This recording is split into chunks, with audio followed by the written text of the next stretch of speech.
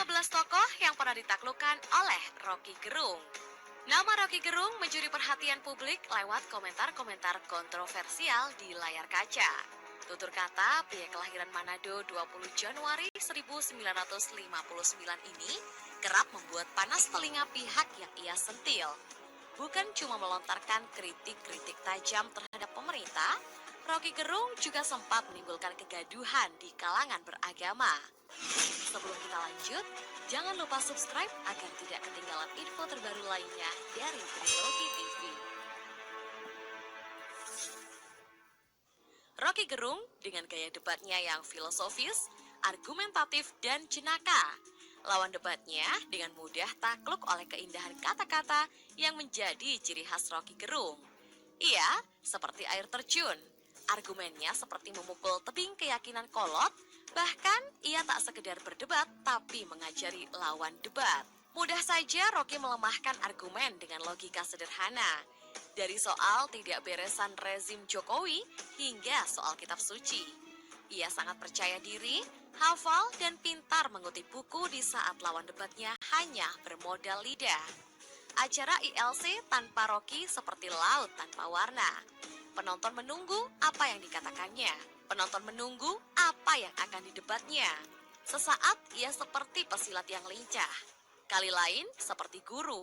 Lalu muncul tiba-tiba dengan ledakan pendapat. Dikuliti semua pendapat lawan, ia menyanggah, ia membuka pikiran baru, dan ia juga mengkritik. Bagi Rocky Gerung, ruang debat itu seperti pekarangan, di mana dirinya bisa bermain, bercanda, dan melemparkan umpan. Rocky terbit dalam suasana kebebasan media, tumbuh ketika pasar memerlukan figur baru. Tidak sekedar ngomong, tak hanya bicara, dan tak pula lempar data. Rocky membentuk suasana diskusi yang mensyaratkan etika akademik. Ada referensi, ada argumentasi, dan ada komunikasi yang tertib. Kita diajari berpikir logis dan filosofis, hal yang selama ini hilang dalam diskusi televisi. Debat para politisi hanya mengumbar pernyataan, kadang dengan volume suara keras dan membela majikannya dengan membabi buta. Hingga dalam diskusi tak bisa kita dapatkan pelajaran apa-apa kecuali keributan sana-sini. Rocky meluncur sendirian dalam debat publik, ia berani menyanggah politisi dan akademisi. Sesekali menyentil kitab suci, tapi tampaknya tak ada yang berani adu argumen dengannya. Ia tak memulai sesuatu dengan data saja, tapi keyakinan atas akal. Persis seperti filosof yang mengguncang dengan banyak pertanyaan. Sayangnya Rocky seperti tanpa tanding. Ia seperti ngoceh sendiri. Benar ada lawan debat, tapi mereka tak bisa menangkis dengan canggih. Kian emosi, maka Rocky tampak berdiri lebih tinggi. Ia memberi contoh bagaimana akademisi berada dalam ruang media. Lugas, jenaka, dan padat referensi. Meski demikian, saat Rocky Gerung ditanya, siapa lawan terberat debatnya? Ia menjawab bahwa lawan bicaranya tersebut dianggap sebagai kawan. Enggak, saya nggak pernah anggap dia lawan. Sebetulnya bukan lawan bicara, itu kan teman bicara. Mau dia marah, ya itu artinya dia nggak bisa kontrol emosi. Terang Rocky Gerung. Sejak hadirnya Rocky Gerung di panggung debat, sudah banyak tokoh akademisi dan politisi. Sejak hadirnya Rocky Gerung di panggung debat, sudah banyak tokoh akademisi dan politisi yang berusaha melawan dan mencoba mengalahkannya. Berikut, Trilogi TV mencoba menghimpun dan memilih 15 tokoh yang pernah berdebat dengan Rocky Gerung. 1.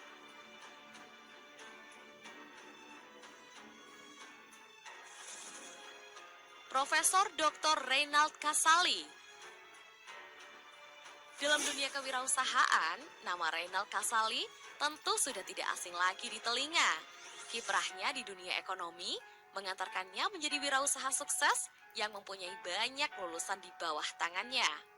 Reinald tak hanya dikenal sebagai dosen terbaik Fakultas Ekonomi UI.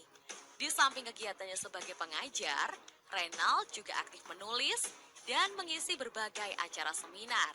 Sampai pada tahun 2012, sudah ada 14 judul buku yang berhasil ia terbitkan.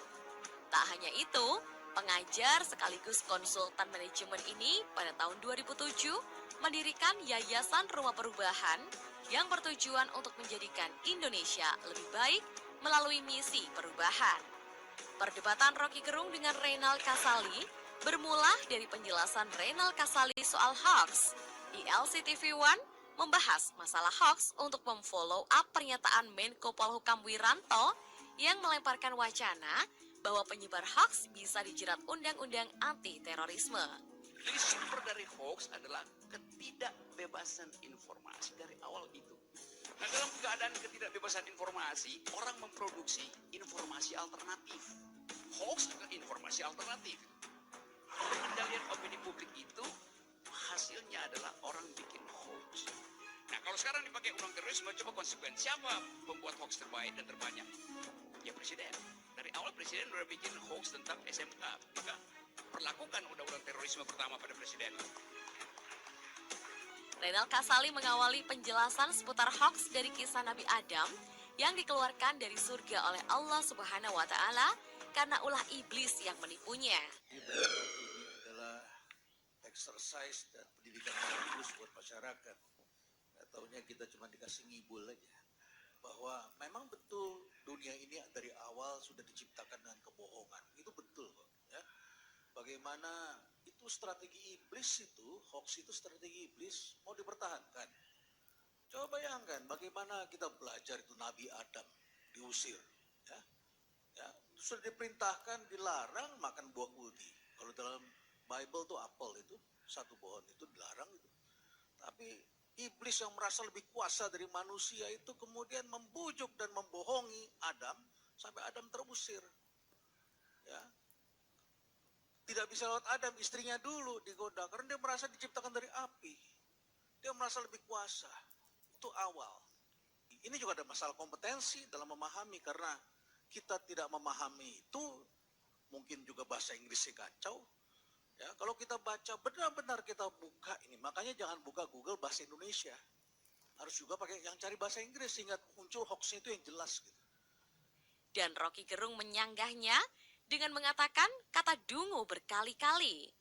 Saya mau kasih keterangan dulu sebab itu deception, bisa salah arah yang diterangkan oleh saudara Reynald Kasali. Jadi fungsi dari hoax Alan Sokal itu adalah dari untuk menguji apa. Yang kedua, kalau Anda sebut misalnya bahwa ini adalah hoax itu adalah pekerjaan iblis, lalu yang menjanjikan 50 juta buat rakyat Lombok itu presiden atau iblis? Saya kira yang kemudian mengelabui fungsinya mata orang lain. Fungsinya menguji orang dungu. Mengelabui orang dungu. Yes. Perdebatan di malam itu berlanjut di media sosial dan puncaknya Rocky Gerung dalam sebuah acara di Pekanbaru menyindir Reynald Kasali yang disebutnya hanya memahami etimologi dari hoax. Dan ia kemudian menyindir keahlian Reynald di bidang manajemen dengan menggali etimologinya. Berikut cuplikan videonya. Tadi malam ada kerusuhan di ILC.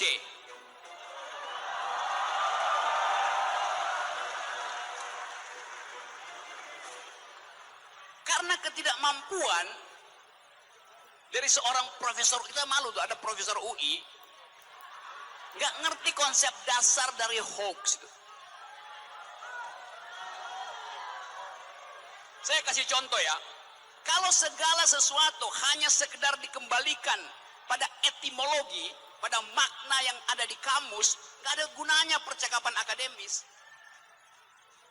Beliau adalah profesor di bidang manajemen. Saya beri contoh pada saudara-saudara. Manajemen itu kata dasarnya, etimologinya adalah manus. Manus artinya tangan. Disebut manajemen karena itu berhubungan dengan cara mengurus perusahaan, cara mengurus negara, cara mengurus LSM, maka disebut manajemen. Manus dari kata manus, artinya menangani. Manajemen itu dari kata dasar manus. Tapi dari kata dasar yang sama, manus, timbul istilah manipulasi dari kata yang sama. Jadi kalau kita sekedar berdasarkan etimologi, saya bisa bilang, oh Anda lulusan fakultas manipulasi. Kan kacau kan jalan pikirannya kan. Bahkan dalam ilmu kedokteran, kegiatan untuk memenuhi kebutuhan seksual darurat datang dari kata yang sama, manus, masturbasi. Itu dasarnya sama katanya. Kalau orang yang belajar etimologi, kan gak mungkin saya terangin di LC nanti bubar.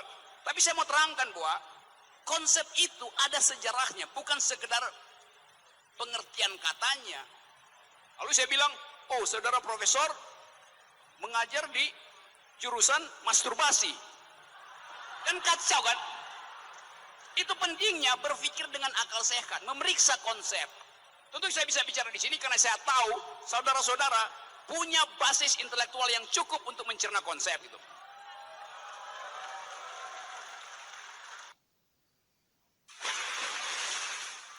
Dua,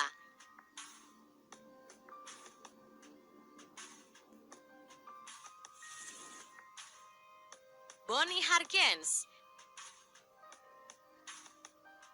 Bonnie Hargens lahir di Manggarai, Nusa Tenggara Timur. Namanya mulai tenar setelah dia sering muncul sebagai pengamat politik dari UI yang tampil di berbagai forum diskusi. Pendapat-pendapatnya cukup berani dan kritis. Dalam profil di Facebook, Bonnie menulis dia pernah menuntut ilmu di Universitas Indonesia, Sekolah Tinggi Filsafat Driyakara, dan Universitas Humboldt di Berlin. Pada masa Pilpres 2014, Bonnie Hargens merapat ke kubu Jokowi dengan menjadi koordinator barisan relawan Jokowi Presiden Bara JP.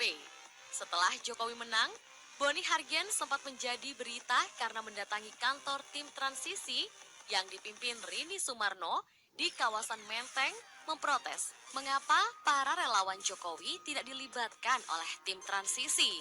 Pada musim lebaran 2015, Bonnie Hargens mengaku Presiden Jokowi memanggilnya dan dia diminta membantu BUMN, Lembaga Kantor Berita Nasional atau LKBN Antara. Pada 26 Januari 2016, Bonnie Hargens dilantik sebagai anggota Dewan Pengawas alias Komisaris LKBN Antara. Berikut beberapa momen perdebatannya dengan Rocky Gerung. Bonnie jawabnya apa? Ya, saya tanya balik kepada Anda, Bung Rocky. Rocky Gerung adalah apa? A, filsuf, B, nabi palsu, C misalnya. Atau misalnya, let's say. Itu contoh. Artinya kita pun akhirnya terjebak dalam kedunguan intelektual. Justru saya membongkar.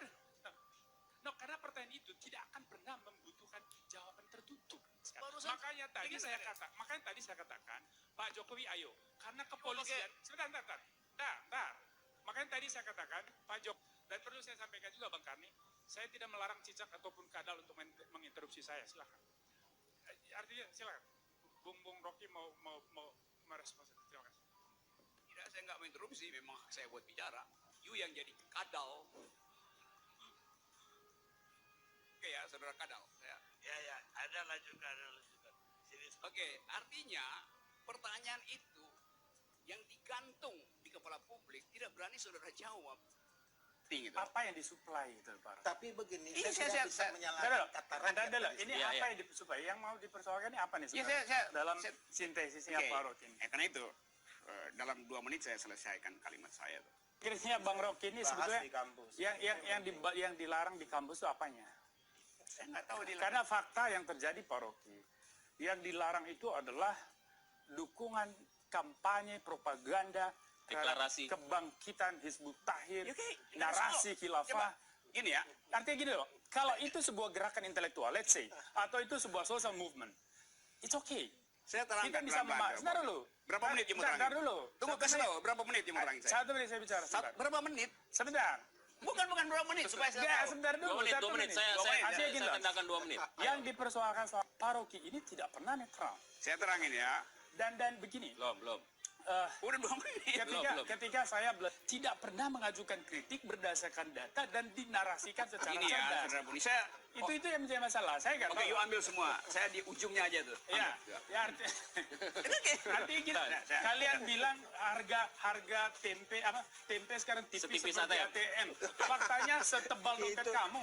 Itu faktanya saya adalah bilang bahwa kenyataan ibu. ayam goreng Saya khawatir narasumber saya satu akan pulang. Jadi silakan duduk lagi. Ayo kita dengarkan. mengulangi isu yang udah gosong dalam 2 bulan ini soal tempe segala macam di dalam upaya untuk menerangkan disparitas ekonomi. Exactly. Itu tidak diangkat oleh media, tidak dibicarakan di kampus. Lalu salah siapa? Jokowi. Karena itu dengar, saya nggak bilang soal salah, dengerin uraian saya, Saudara Boni. I'm listening. Oke, Come on. apa namanya, aset itu tidak tiba pada Ini kan tafsiran Anda, Pak Rocky. Justru itu saya menerangin. Ini tafsiran kamu, bukan tafsiran kamu seakan-akan kamu juru bicara Prabowo. Saya dialogin nih. Saya tidak persoalkan. 3.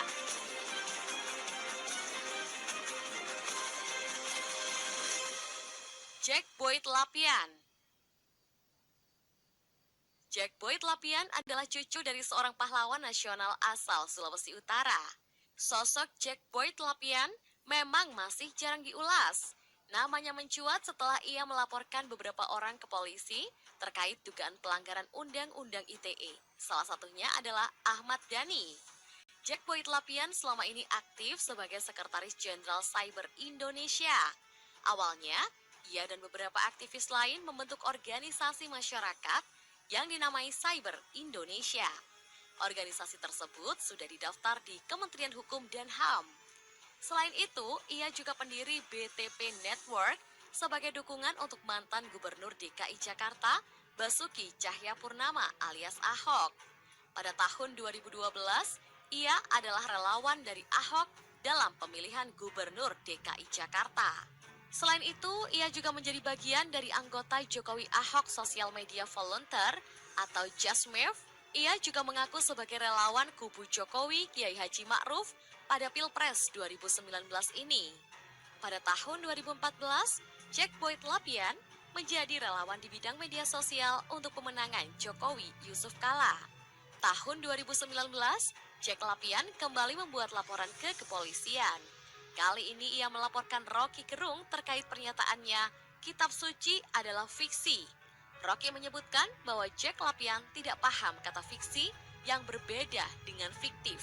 Berikut cuplikan videonya.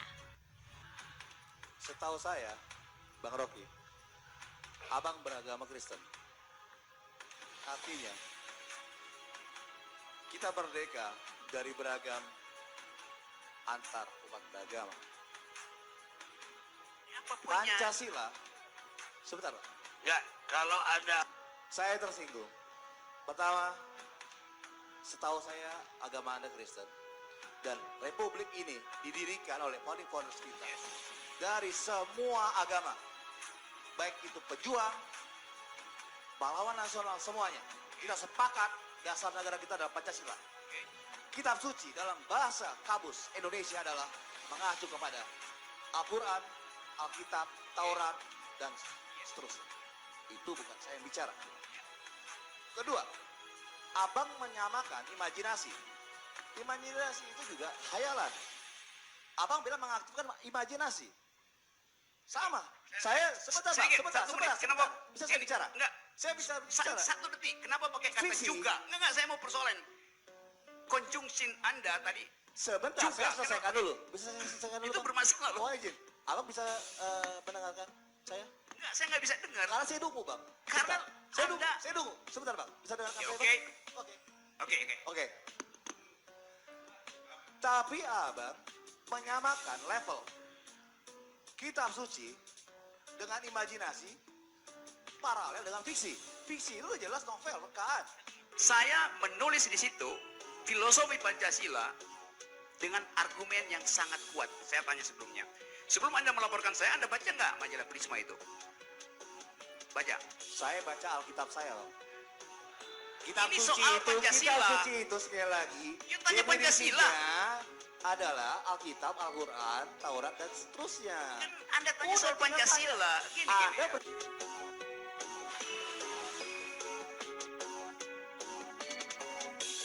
4.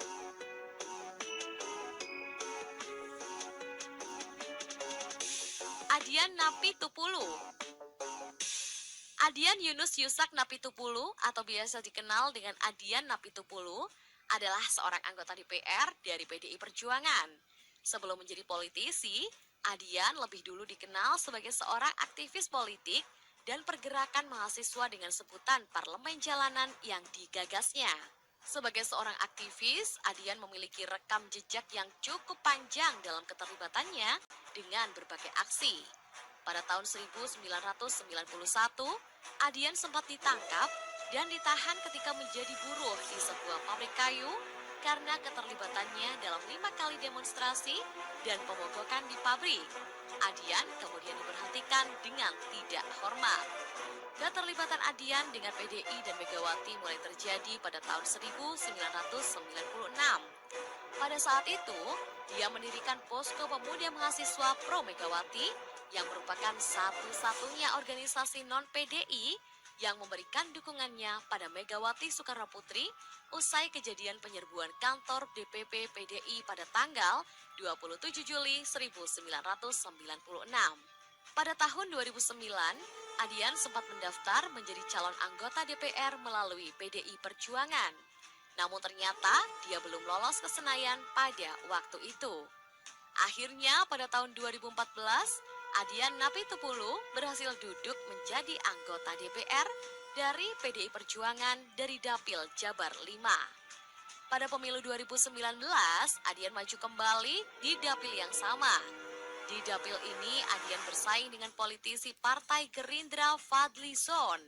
Berdasarkan hasil rekapitulasi suara KPU, Adian Napitupulu meraih 80.228 suara, berada di bawah perolehan suara Fadly Zon yang mencapai 230.524 suara. Bernama lengkap Adian Yunus Yusak Napitupulu, ia lahir di Manado 9 Januari 1971. Baru-baru ini, politikus PDI Perjuangan Adian Napitupulu kolaps dalam penerbangan Jakarta-Palangkaraya pada Kamis 19 Desember 2019. Adian diketahui kolaps karena masalah jantung. Perdebatannya dengan Rocky Gerung cukup sering, bahkan di hampir forum debat yang ditayangkan televisi, mulai ILC TV One, Mata Najwa Trans 7, hingga Kilas Balik CNN Indonesia. Berikut cuplikannya. Bung tidak tahu, menurut saya perbanyak piknik dulu. Soal apa? Biar tahu. Kita kasih kesempatan. Bagaimana Bang Riki Anda mau menanggapi spesifik tadi? Apa poinnya? Dia nggak kasih poin apa-apa. Anda tidak bisa menggiring orang menjawab sesuai dengan keinginan Anda. Tidak bisa. Itu menunjukkan kualitas intelektualitas Anda. Oke. Bahwa Anda tidak berbicara dalam konteks intelektualitas Anda, tapi dalam konteks kepentingan Anda. Oke, untuk memuaskan bisa diri dijawab Anda. Bang Adian, bisa Saya dijawab. Saya berupaya untuk tidak menyebut dulu, tetapi faktanya bertambah terus. Adian dari tadi lakukan hal yang sama. Jadi dia berupaya untuk jadi demagog, menghentikan pembicaraan saya, supaya dia tidak dijebak di dalam logik yang palsu. Tadi yang saya sebut adalah baru, bukan bahkan yang baru pun you halangi untuk terbit. Mana yang mau kita? Mana ada tamu yang memaki-maki tuan rumah? Oke, biarkan Bang Adian memberikan. Kedua tadi di acara Dies Natalis itu langsung itu jelas sama bahwa kemudian apa yang disampaikan oleh Bung Rocky Gerung, dia tidak merepresentasikan siapa-siapa kecuali dirinya. Semua memberi aplaus luar biasa. Ya kalau nggak beri gini, kalau nggak beri aplaus, Bapak akan suruh tepuk Iya, tangan. dia kan yang ini juga. Itu yang saya sebut tadi bahwa bukan sekedar gagal berpikir, memang nggak ada pikiran sama seperti Adian, kurang pikirannya. Sekarang saya tuduh. Iya saya tuduh, Anda nggak tuduh. karena itu saya mau Di terangkan mana? tuduhan saya. Di mana unsur menghalanginya? Sekarang saya terangkan. Ya, di mana? Oke, diam ya. Masuk Bung Rocky, diterangkan Oke, secara karena jelas. menghalangi Maksud gimana? menghalangi itu apa? Sekarang saya terangkan ya. Pakai otak Di supaya mana langsung? saya akan terangkan Iya. Tuan Besar. Sebentar, Bung Adian, kita dengarkan Oke. keterangan dari Bung Rocky. Bung Adian. Keterangan pertama, Kalau saya mengkritik itu dianggap menghalangi cara berpikir Bung yang saya tidak paham. Bung Adian, Tadi saya kita sudah kasih selesaikan Bung Rocky kesempatan. Gerung berbicara. Sebentar, saya sudah kasih kesempatan dia untuk menjelaskan di mana.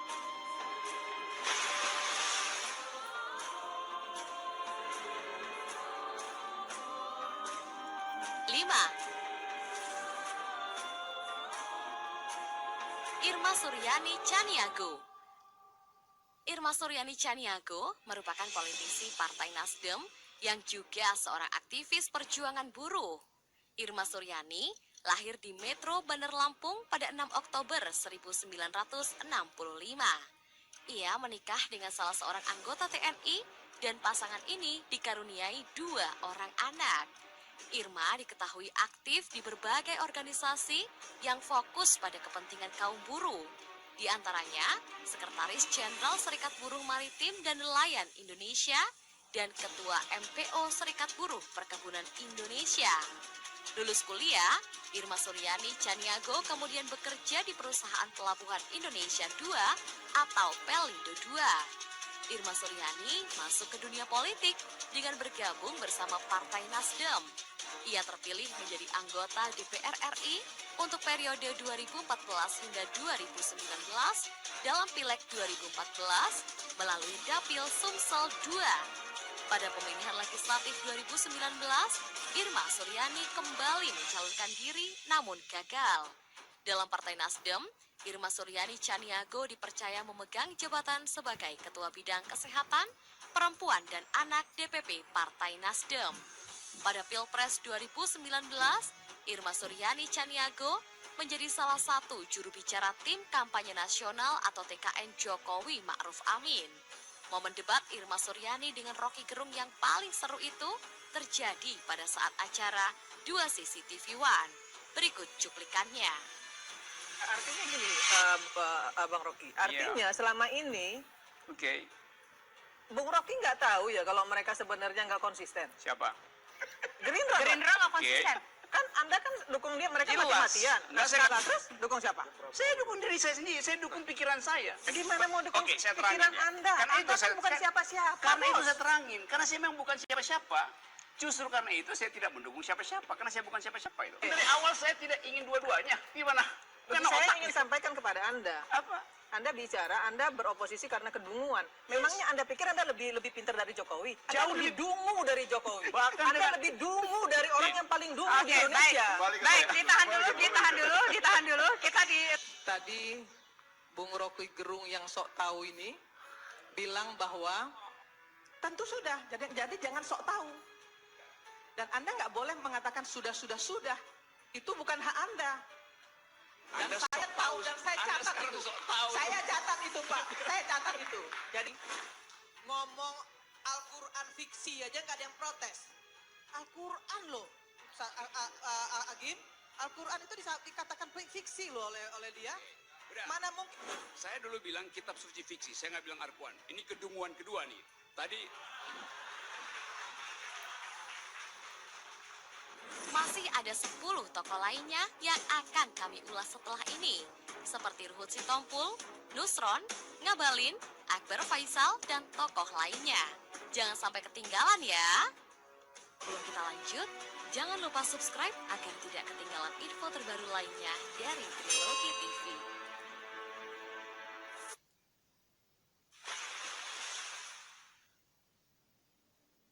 Enam, Ruhut Sitompul. Ruhut Sitompul dikenal masyarakat luas sebagai seorang politikus, advokat, dan pemain sinetron yang nyentrik.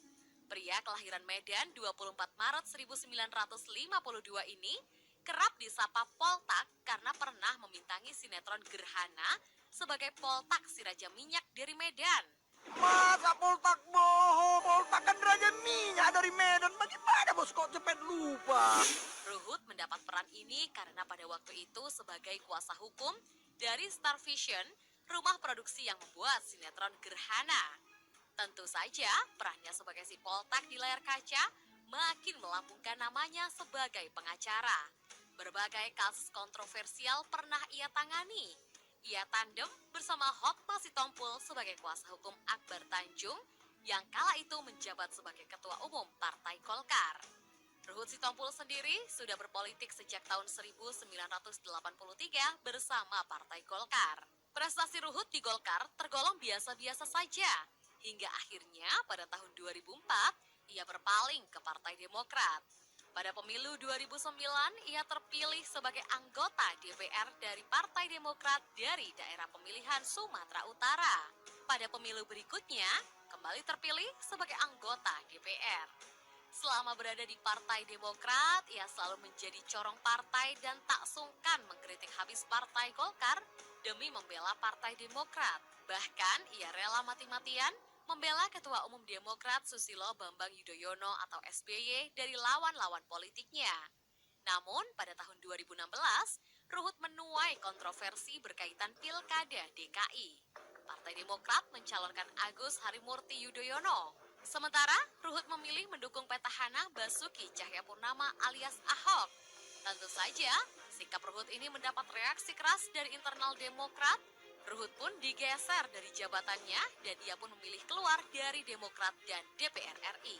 Sebelum terjadi perdebatan panas dengan Rocky Gerung, ternyata Ruhut pernah diancam tempeleng dan diusir Rocky Gerung. Hal tersebut tampak dari video Rocky Gerung saat mengisi kuliah umum di Sekolah Advokasi dan Paralegal di Jakarta 2016 silam. Berikut cuplikannya. Itu ruang ada Malik di situ. Ketuanya Bu Yunasution, saya penasehat ketua umum di LPHI waktu itu. Ada seorang yang sekarang sangat terkenal ikut di situ pada hari-hari kritis itu. Dan saya usir dia dari situ. Dia bilang dia ikut Bu Yunasution, rombongan dari DPR. Saya bilang iya saya tahu, saya lihat di TV, tapi saya nggak mau lihat muka Anda di situ. Masih ngotot, saya suruh gue tempeleng atau keluar dari situ. Namanya Ruhut.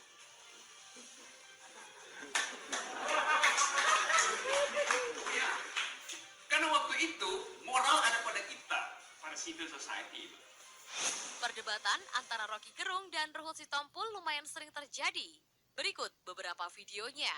Kalau Rocky Gerung, udahlah nggak ada bagusnya kok semua. Bukan dan pemerintah. Saya kasih tahu tadi. Iya, nggak ada. Saya mau bilang tadi, Presiden Jokowi bagus mengkonsolidasi partai politik itu. Itu saya kasih poin. Tapi infrastruktur tidak bagus. Bakal jadi seperti saya sebut bagus semua itu. faktanya Apa? infrastruktur pun tinggi penilaian rakyat. Iya, infrastruktur kegunaannya, tapi skala ekonominya itu yang dipersoalkan oleh ekonomi yang berpikir tajam itu. Bukan yang berpikir dangkal, itu soalnya tuh. Keadaan masyarakat yang sekarang hidup dengan memproduksi kebencian. Dari mana datangnya itu? Dari mana kebencian berasalnya? Justru mestinya itu berhenti di zaman ini. Karena itulah keluar Perpu Ormas. Nah, ini karena cara, itu keluar Perpu cara Ormas. berpikirnya. Dari dalam kebencian muncul, dari dalam dibuat ormas kan. Jadi you putar-putar logikanya, akhirnya you terjebak sendiri di situ. Bukan. Gini. Faktanya. Di sini Inilah kalau fatsun politiknya agak kurang. inilah seperti yang dikatakan Profesor tadi, Menseknek. Ya. Sebentar, Bu. Oh, pemerintah ini sekaligus menghasilkan masyarakat yang terbelah. Itu poinnya tuh. Karena Rocky. Nyambung juga kan, Bang? Nyambung. Jadi saya hanya nanya ringan aja. Ini mohon maaf. Kau percaya adanya Tuhan? Question and answer adalah tempat publik, orang akan tonton jawaban saya. Tapi saya tetap akan jawab. Pertanyaan Anda sejenis dengan pertanyaan saudara siapa yang bertanya tuh Akbar Faisal. Sebetulnya saya mau kasih tahu di situ bahwa dia itu bodoh bertanya itu. Tapi waktu nggak cukup. Sekarang saya terangkan ya. Kalau Anda seorang politician, pejabat publik, Anda tidak boleh terlarang dan Anda akan dihina kalau Anda mengajukan pertanyaan privat. Agama Anda apa? Orientasi seksual Anda apa? Nggak boleh pejabat publik menanyakan itu. Jadi mungkin perlu tim yang dibagi dua. Kalau saya usulkan melalui Pak Ruhut itu, mending tim presiden dibagi dua. Ada yang promosi, ada yang mengevaluasi. Kalau sahabat gua Rocky Gerung ngomong, kan lihat bahasanya kan bahasa dewa kan ya. Sedangkan sekarang kita pakai bahasa rakyat. Kalau bahasa dewa itu susah dicerna. Jadi sahabatku Rocky dan kita semua penonton yang nonton, ya itulah indahnya hari ini. Saya tegas, saya Jokowi K. Haji Ma'ruf Amin. Pak Rocky siapa? Saya oposisi. Dia nggak mau juga dibilang dia Ya. Prabowo Sandi. Saya oposisi. Dia nggak mau. Jadi legal standingnya kan sudah bisa kita lihat kan.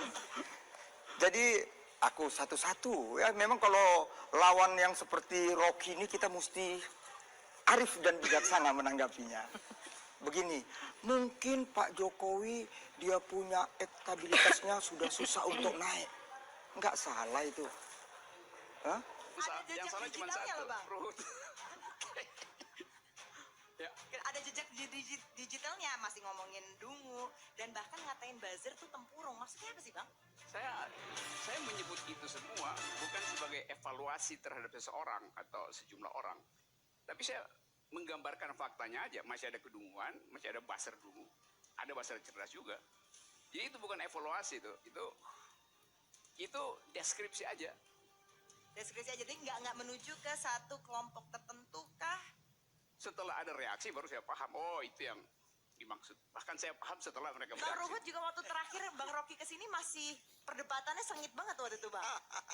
Rocky ini sahabat saya dari zaman Jepang. Rocky, Padahal dia orang Belanda. Oke. Rocky selalu menunjukkan keindependenannya. Kau nggak independen. Aku memihak kepada salah satu calon, kau salah satu calon. Salah? Salah atau nggak? Tidak salah. Tapi setelah taunya yang menang calon aku, bukan salah. Kau makin galak. Gini ya, saudara Ruhut ini dia mampu untuk menghidupkan kedunguannya dengan mengumpulkan fakta-fakta yang tidak berhubungan itu. Keluar lagi Bang dungunya nih Bang. Ya, saya kan udah katakan, kita ini semua termasuk yang menonton, yang mendengar orang dungu. Karena yang lagi ngomong Raja Dungu. Iya, memang. Sakit hati nggak, Bang, kalau dibilang Raja Dungu? Saya tuh nggak pernah sakit hati pada urusan publik. Bahkan kalau Ruhut bilang nanti ada orang, saya minta maaf terhadap fitnah segala macam. Saya bilang, saya nggak anggap itu fitnah. Saya anggap itu kedunguan. Kedunguan nggak perlu dimaafkan, karena itu melekat di kepalanya. Jadi perbaiki di kepala. Sambil menjadi devil's advocate saya, advocatus diaboli. Tahu artinya? Advocatus diaboli. Itu bahasa hukum Ruhut itu. Nggak pernah punya kompilasi. Ya, ngomong aja. Saya kebetulan lawyer papan atas, jadi jangan kau ajari ikan berenang. Ngomong aja. Ayo silakan. Ngomong aja. Ada lawyer paling tinggi di dalam taraf intelektual namanya Richard Posner. Dia menulis buku tentang economic analysis of law. Jadi acuan seluruh dunia, 13 kali terbit, dan dia adalah hakim agung di Amerika Serikat. Itu diucapkan juga oleh beliau. Jadi kalau Anda nggak ngerti Richard Posner, Anda bilang Anda lawyer papan atas, bagi Richard Posner Anda itu papan yang paling dangkal itu. Anak saya umur 14 tahun, bacaannya lebih hebat dari kau. Oke. Ya Rocky. Ya, bagus. Jadi nggak usah bangga Ya, kau. karena itu saya bangga Siapa anak-anak. kau? Benar. Ini ada kaca. Ngaca ya. Biar pintar kau Rocky. Kau nggak pernah ngaca, jadi ngomong sembarangan saja. Ya, ini caranya. Makasih Rocky. Ini Ini kan tadi bukan soal pribadi. Ini bukan soal pribadi, di sini kita nggak, tapi pengennya nih kenapa nih dia justru nggak nyambung gitu kalau ngomongnya sama kita kan. Move on.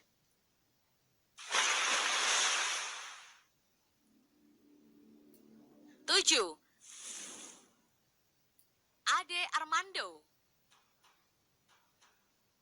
Ade Armando adalah seorang pakar komunikasi Indonesia. Dia mengajar di Departemen Ilmu Komunikasi Fakultas Ilmu Sosial dan Ilmu Politik Universitas Indonesia atau FISIP UI, serta di beberapa universitas lainnya pada jenjang sarjana maupun pasca sarjana. Ia juga pernah menjadi anggota Komisi Penyiaran Indonesia periode 2004 hingga 2007. Ketua Program S1 Ilmu Komunikasi FISIP UI periode 2001 hingga 2003, serta menjadi Direktur Pengembangan Program Pelatihan Jurnalistik Televisi Internews dari tahun 2001 hingga 2002. Lahir di Jakarta 24 September 1961, Ade Armando sudah beberapa kali tersandung kasus dugaan penghinaan agama karena tulisan-tulisannya yang tersebar di akun Facebook. Tak hanya kasus penistaan agama, Ade Armando juga pernah dilaporkan ke polisi karena tulisan-tulisan yang menuai polemik lainnya. Berikut daftar kasus yang pernah menjerat Ade Armando. 1. Menggugah foto Anies Baswedan berwajah Joker. 2. Ade Armando pernah menyebutkan Allah bukan orang Arab. 3. Tulisan artikel dengan judul Tuhan Umat Islam Tidak Mengharapkan LGBT. 4. Status Facebook Orang pintar pilih Ahok, orang bodoh pilih Anies.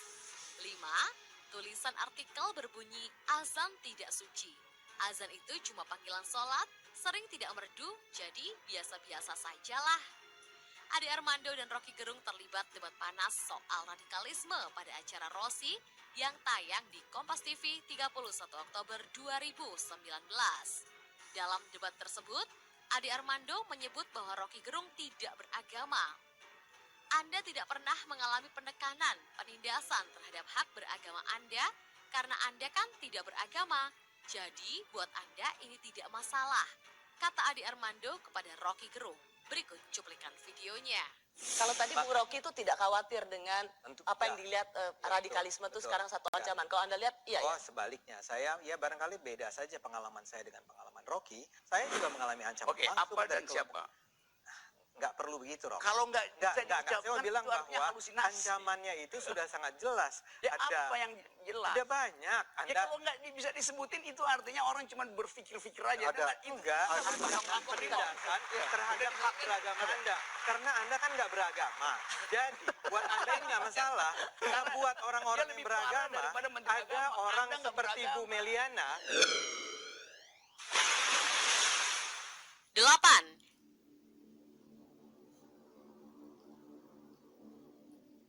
Nusron Wahid.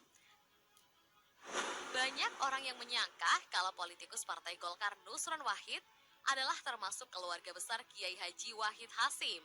Namun kabar itu sudah dibantah oleh Salahuddin Wahid dan Lili Wahid. Nusron Wahid lahir di Kabupaten Kudus 12 Oktober 1973. Adalah Kepala Badan Nasional Penempatan dan Perlindungan Tenaga Kerja Indonesia atau BNP 2 TKI yang sebelumnya anggota DPR RI periode 2009 hingga 2014 dari fraksi Golkar mewakili Jawa Tengah, terutama Kudus. Nusron memperoleh dukungan dari 13.157 suara rakyat Kudus dan ditempatkan di Komisi 6 di DPR RI. Di komisi ini ia bertugas sebagai pengawas kebijakan-kebijakan yang berhubungan dengan perdagangan, perindustrian, investasi, koperasi, UKM, BUMN, dan standarisasi nasional. Pada Januari 2011, Nusron Wahid terpilih sebagai Ketua Umum Gerakan Pemuda atau GP Ansor. Pada 27 November 2014, Nusron Wahid dilantik menjadi Kepala Badan Nasional Penempatan dan Perlindungan Tenaga Kerja Indonesia atau BNP 2 TKI. Perdebatannya dengan Rocky Gerung yang cukup heboh dan panas ialah saat keduanya menjadi narasumber di acara live CNN Indonesia yang mengulas tentang debat cawapres antara Kiai Haji Ma'ruf Amin dan Sandiaga Salahuddin Uno. Berikut videonya. Tapi pokok masalahnya bukan masalah problem upah. Ya, ekonomi nggak bertumbuh. Tapi pokok soalnya adalah masalah supply tenaga kerja yang ada di Indonesia. Ya, sama aja. Ini problemnya di situ. Nah, itu disebabkan kenapa? Karena mungkin model pendidikannya yang nggak pas. Oke. Jadi kalau Rocky jangan kamu katakan masuk akal nggak masuk akal. Semua program Pak Jokowi bagi Rocky nggak masuk akal. Tadi Ada yang masuk akal, tapi banyak yang memang nggak masuk akal. Saudara Nusron ya. Sikat saja. Mobil itu kalau dia mogok periksa mesinnya. Bukan dicuci berkali-kali. Mobil mogok dicuci berkali-kali tetap mogok. Itu soalnya ya, saudara Nusron ya. Ini rejim yang udah mogok nggak perlu dicuci lagi, diganti mesinnya. Mas, kualitas pembangunan infrastruktur tidak seperti itu. Bangunnya bilang kualitas Tidak. buruk. Itu coding Secara teknis aja buruk.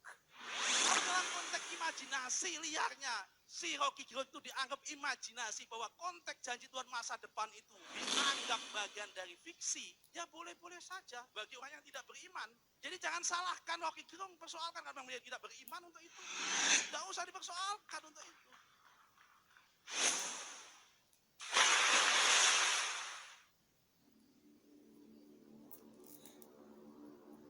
9.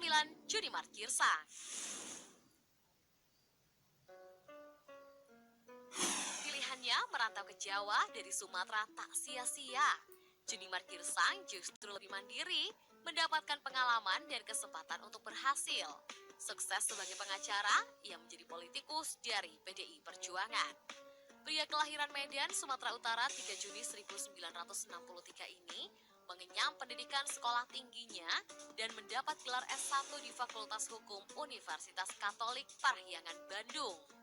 Ia juga mendapatkan 2 gelar master di bidang yang berbeda. Magister Manajemen dari Universitas Satyagama Jakarta dan Magister Hukum Pidana dari Universitas Pajajaran Bandung. Tak hanya itu, Junimart berhasil meraih gelar Doktor Ilmu Hukum dari Universitas Pajajaran Bandung. Pengacara berdarah Batak ini juga aktif dalam organisasi profesi seperti Asosiasi Advokat Indonesia atau AAI dan Peradi. Junimart sering menangani kasus yang melibatkan petinggi publik, pesohor, serta kasus-kasus artis yang ada di Indonesia. Setelah malang melintang di dunia pengacara, Junimart terjun ke dunia politik. Ia masuk PDI Perjuangan. Pada tahun 2014, Junimart mencalonkan diri jadi anggota Dewan dan ia terpilih menjadi anggota DPR RI periode 2014 hingga 2019 dari daerah pemilihan Sumatera Utara 3. Di DPR, ia duduk di Komisi 3, bidang menangani hukum HAM dari fraksi PDI Perjuangan. Selain itu, ia juga menjadi Wakil Ketua Mahkamah Kehormatan Dewan atau MKD. Debat terpanas antara Junimart Girsang dengan Rocky Gerung saat Rocky bilang Jokowi tak paham Pancasila.